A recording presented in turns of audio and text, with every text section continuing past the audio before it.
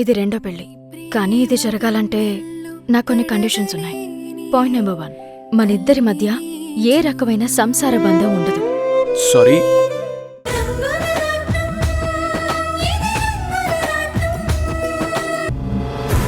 బాలు ఎక్కడమ్మా? ఆఫీస్లో కూడా లేడు. ఎక్కడికి వెళ్ళి ఉంటాడు? నాకు అదే అర్థం కావట్లేదు డాడ్.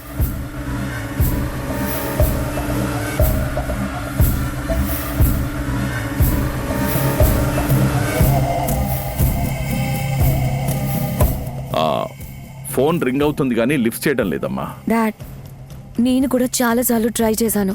నా ఫోన్ కూడా ఆన్సర్ చేయట్లేదు. ఎప్పుడు ఇలా చేయడే? ఎందుకు ఫోన్ అవాయిడ్ చేస్తున్నాడు? వాళ్ళ నాన్న విషయంలో బాగా హట్ అయి ఉంటాడంటావా? నాకు అదే డౌట్గా ఉంది డాడ్. ఆ మూడ్ నుంచి వీలైనంత తొందరగా బయటికి తీసుకొని రావాలి. లేదు అంటే మనకి రివర్స్ అయ్యే ప్రమాదం ఉంది. ముందు తను రాని అమ్మా. మనిషి ఎదురుగా ఉంటే మాటలతో మాయ చేయొచ్చు. కానీ ఇప్పుడు మన మాట వింటాడా డాడ్? వినేలా చేసుకోవాలమ్మా. ఎట్టి పరిస్థితుల్లోనూ ఇప్పుడు వాళ్ళ నాన్న విషయంలో మనం వ్యతిరేకంగా మాట్లాడొద్దు.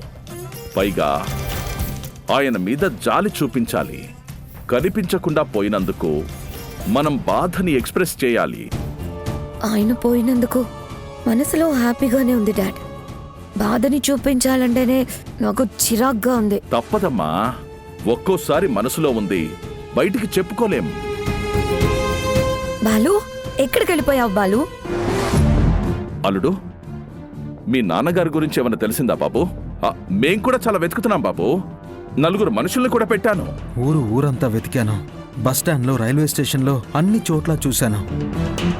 ఎక్కడ కనిపించలేదు. అసలు నాన్న ఎక్కడికి వెళ్ళాడో ఏంటో అసలు నాకేం తెలియట్లేదు మౌయ. నువ్వేం బాధపడకు బాలు. నీ మీద అలిగి వెళ్ళారు కదా, ఆయన కోపం తగ్గాక వచ్చేస్తారులే.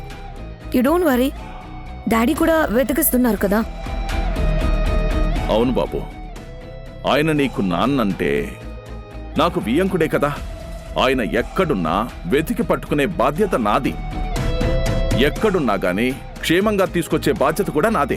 నాన్న క్షేమంగా వస్తే పర్వాలేదు. అలా కాకుండా నాన్నకేమైనా జరిగితే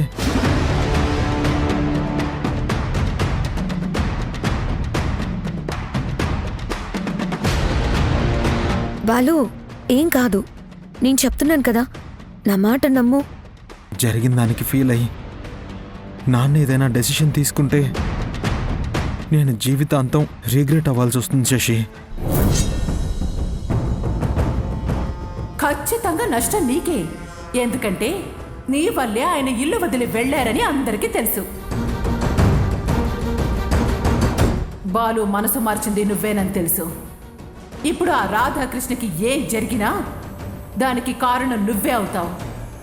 బాలు కూడా వాళ్ళ నాన్న చావుకి నువ్వే కారణమని నీ పీక పట్టుకుంటాడు. One minute Balu. బాలు, నేనున్నాను కదా, నువ్వేం బాధపడకు.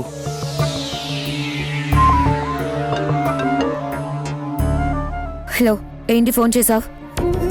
నువ్వెక్కడున్నా సరే వెంటనే నా దగ్గరికి పరిగెత్తుకుంటూ రావాలి. ఎందుకు? ఆయన నువ్వు పిలిస్తే నేనెందుకు రావాలి? రావాలి ఎందుకంటే మీ మామ నా చేతిలో ఉన్నాడు.